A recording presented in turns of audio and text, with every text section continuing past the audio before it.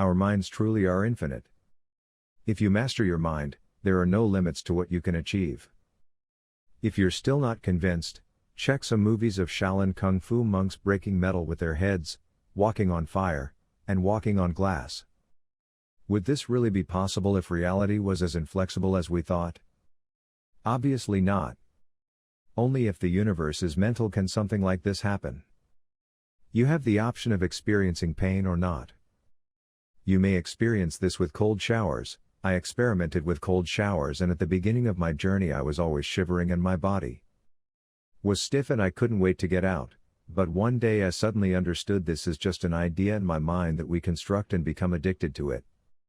A lot of pain is unnecessary and is just a concept in our minds that we create and become attached to. I experimented with cold showers, and at the beginning of my journey I was always shivering and my body was tense and I couldn't wait to get out. But one day I realized this is just a concept, and it's only because I associate cold showers with pain and how everyone despises them. And I just determined that water isn't cold, that everything is just a mental construct, and that all pains, cold, and hot sensations are all created in the mind. And it's as if I pressed a button because I didn't feel chilly and stayed there for about 20 minutes at 4 a.m. in the winter.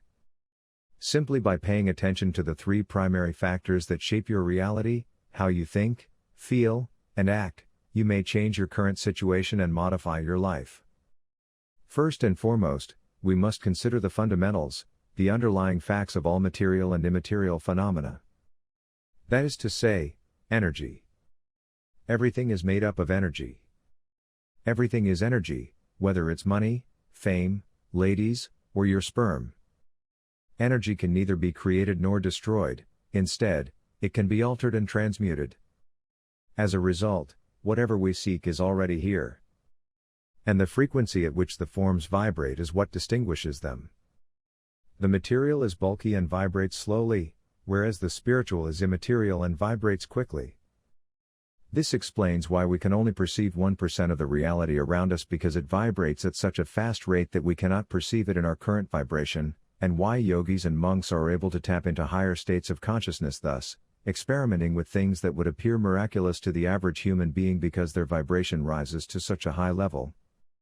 Let's speak about how we truly create our reality with our minds now that we've covered the basics, and that the fundamental fact is that everything is just energy, and that everything that has ever been and will ever be is already there. What is the source of all our experiences? The mind is a fascinating thing. Where do you truly perceive anything when you perceive it? The mind is a fascinating thing. Where do you go when you're experiencing an emotion? The mind is a fascinating thing. What chemicals are released when you fall in love, or when you feel joy or bliss?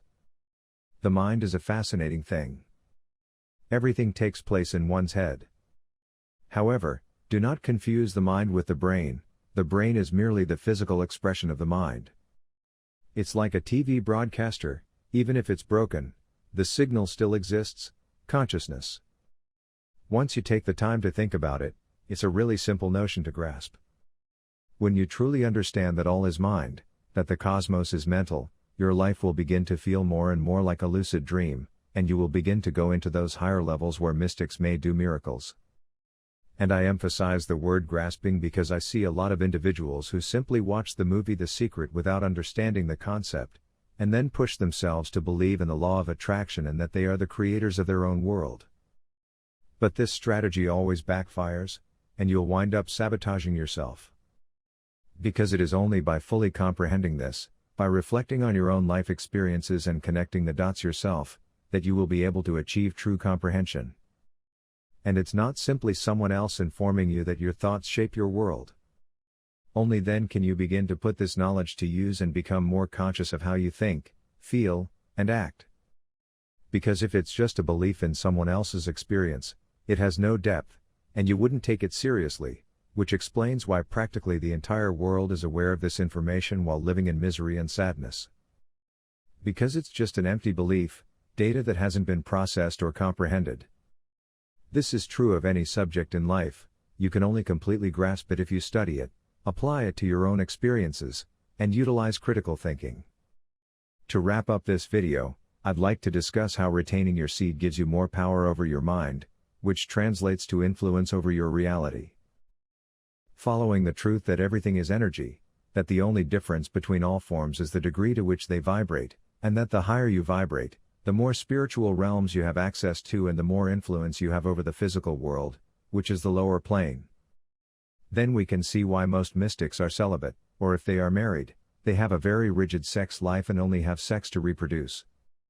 Because sperm is the most powerful energy we have, it is the essence of life, and it is literally the manifestation of God. It is the driving force behind all creative endeavors, which generates a new creature when none previously existed.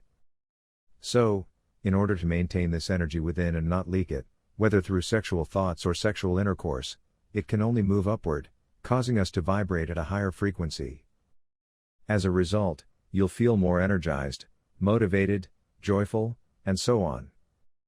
You feel dead, you sleep a lot, and you're depressed compared to having sex and bleeding your energy. This is why all people who choose to follow the higher path are required to take a vow of celibacy and chastity. You can't create a better future if you're dead and drowsy. If you think back to a time when you were tired, you won't be able to get out of bed, let alone construct your reality, attain higher stages of dimensionality, or live a worthwhile existence. This is why the master key that binds all of these teachings together is semen retention. You can read all day about the mind's power, but if you're releasing your energy, it's only because you don't have control over your mind in the first place. As a result, the information will be useless to you. Even if you do utilize it, it will be to materialize lower once, like finding a mate or something along those lines, which YouTube is rife with. However, you must have the creative energy within you to follow the higher road, to leave a legacy.